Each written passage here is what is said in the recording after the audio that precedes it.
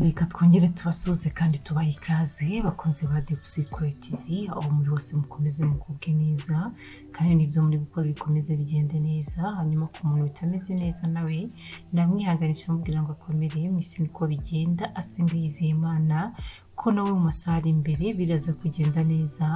Hanyuma muri aka kanya tubafite amakuru agiye atandukanye, tugiye kubwira ku makuru kuvuga muri Repubulika Iharanira Demokarasi ya Kongo aho kugeza ubu ngubu mu 23 ngo yakira intumwa z'ingabo za EAC, MONUSCO, IGVM na FARDC. Umutwe witwaje intwaro mu 23 watangaje ko wakira intumwa zirimo z'ingabo z'umuryango wa Afurika y'Iburasirazuba, ingabo za Repubulika ya Demokarasi ya Kongo FARDC, za MONUSCO ngo n'iz'urwego rushinzwe umutekano ku mipaka mu karere k'ibiyaga bigari IGVM, ngo n'iz'urwego ruhuriweho rushinzwe iperereza ruyobowe n'umusirikare wa Angola. Umuvugizi wa 23 kuri rwego rwa politike Lawrence Kanyuka ngo mu itangazo yasohoye kuri wa 13 Kuboza ngo yasobanuye ko bakiriza intumwa muri groupement ya Kibumba muri territoire ya Rucuru kuri wa 12 kandi ngo bagiranye ibiganiro byabaye kandi mu mahoro. Mu magambo yagize ati kuri wa mbere tariki ya 12 Ukuboza 2022 umutwe wa 23 wakiriye Ikibumba intumwa z'urwego ruhuriweho rushinzwe ubugenzuzi za MONUSCO, IGVM, FARDC ndetse n'iz'umuryango wa Afurika y'Iburasirazuba. Ngo ntabwo Kanyuka kandi yasobanuye ibyo mu 23 yaganiriye n'izi ntumwa, gusa ngo uyu mutwe utegereje kongera guhurira nazo mu yindi nama. Unibutsa ko kandi mu gace ka Bwiza mu nkengero za Kongo hakomeje kubera jenoside kandi inzirakarengane zikaba zitari guhabwa ubufasha. Iki kiganiro kibayeho nyuma y'inshuro ebyiri umutwe wa 23 usohoye amatangazo ndetse isaba guhura na Uhuru Kenyatta usanzwe ari umuhuza w'Abanyekongo, perezida wa Angola ndetse n'ingabo za EAC mu gihe witeguye guhagarika imirwano ngo no gusubira inyuma. Yangaye ngo kumurumva ko uyu mutwe wa 23 wagiranye ibiganiro n'intumwa zirimo z'umuryango wa Afurika y'Iburasirazuba, iz'ingabo za Repubulika ya Demokarasi ya Kongo, iza MONUSCO ngo ndetse n'iz'urwego rushinzwe umutekano ku mipaka wo mu karere k'ibiyaga bigari, yango n'iz'urwego ruhuriweho rushinzwe iperereza ruyobowe n'umusirikare wa Angola. Ntabwo rwose ngo 23 igeze itangaza icyavuye muri ibi biganiro cyangwa se ibyo baganiriye muri ibi biganiro, ariko mu by'ukuri reka dutegereze ko mu makuru ari imbere baraza kubitangaza. Ubwo rwose niyo bitangaza natwe tuzabageza amakuru arambuye. Reka dukomeze n'indi nkuru. Reka ndi makuru tuyakomereze muri Uganda aho Uganda yigambye kwica inyeshyamba 11 za ADF ngo zari zayiteye. Inyeshyamba za Allied Democratic Force ADF ngo zatiye agace ko mu burengerazuba bwa Uganda bugahana imbibi na DR Congo. Igisirikare cya Uganda kivuga ko kishe 11 muri abo bateye ngo naho 8 bagafatwa miri. Umuvugizi w'igisirikare yatangaje ko itsinda ry'abari hagati ya 20 na 30 ry'izo nyeshyamba ngo ubusanzwe zigira ibirindiro mu bice by'intara ya Ituri ya Kongo, ngo bamutse umugezi wa Semuriki bakinjira mu gace ka Kiyanja mu karere ka Noroko gahana imbibi na DR Congo. Ibinyamakuru byo muri Uganda bivuga ko abantu magana ngo bahunze igitero cy'izo nyeshyamba mu gitondo cyo kuri wa kabiri. Amashusho y'abarimo guhunga yashyizwe ku mbuga nkoranyambaga zigiye zitandukanye. Brigadier General Felix Kurayige, umuvugizi w'igisirikare cya Uganda, yatangaje kuri Twitter ko imirwano irimo kuba ari ukurangiza nyabyo iryo tsinda. Uyu kandi yabwijwe ry'Amerika ko bakomeje gucunga ADF uko yageragezaga kongera kwinjira muri Uganda, avuga ko abarwanyi benshi ba ADF bakihishahisha ngo kandi ko urugamba rwo kubatoratora umwe ku wundi rugikomeje ngo kuzagira barangiye bose, ngo kuzageza barangije itsinda ryose ngo ryambutse umupaka rijya mu karere ka Semuriki.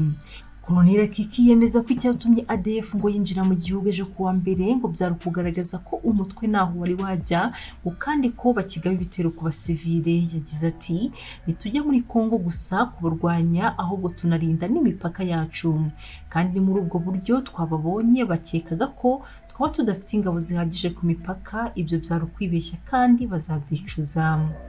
Uyu mutwe wa ADF ngo wagabye igitero cyawo cya mbere kuri guverinoma ya Uganda ngo hari mu mwaka wa 1995 ngo kandi wamaze imyaka ukora mu turere two mu mipaka ya Uganda ndetse n'uburasirazuba bwa Kongo. Ngo kuva ushinzwe uwo mutwe wisha abasivile barenga 700 ngo kandi warwanye n'ingabo z'amahoro za ONU ndetse n'iza MONUSCO. Abaturage ba Kiyanja muri Uganda batangiye guhunga hagana saa 11 z'igitondo ngo bwizo nyeshyamba zari zitangiye kurasa. Ikinyamakuru Monitor kivuga ko hakomeretse abaturage bagera muri 3. ADF ishinzwe ibitero byo gusahura no kwica ibihumbi by'abanyekongo no gukora ibitero bitandukanye muri Uganda. Mu mwaka w'ibihumbi 2021 ingabo za Uganda ndetse n'iza DR Congo ngo zatangiye hamwe ibindi bikorwa bya gisirikare byo kurandura ADF burundu mu ntara ya Ituri. So this problem can be resolved if one country headed for elections next year is not trying to create grounds for an emergency so that elections don't take place. Well, not that he won the first elections, as we know. So if he's trying to find another way of having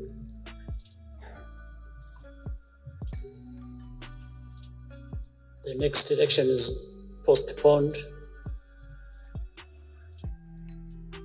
then I would rather he use the other excuses, not us, because I think we have really a lot of problems of our own. We don't need to add other people's problems. But what is surprising is that you will help me to try and to understand that.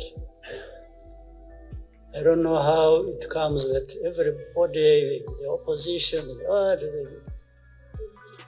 I think putting the blame on Rwanda, which the whole world seems to, buys them votes.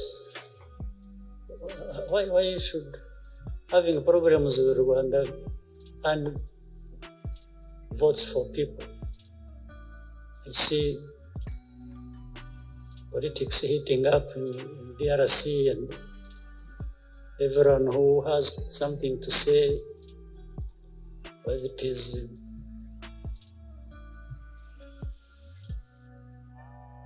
whoever, just keep saying, oh, Rwanda has invaded. Since when? And if you think also that we have, or that we are there,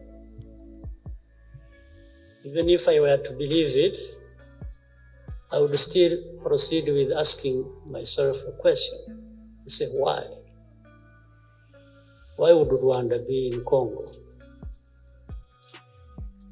Maybe you'll find an answer. Because there is a possibility that can take us there. That means, yeah, that's what you are saying. For example, let me say like this last time when, you remember in 2019 when FDLR invaded and attacked Kinigi and nearly shut down that place where tourists go.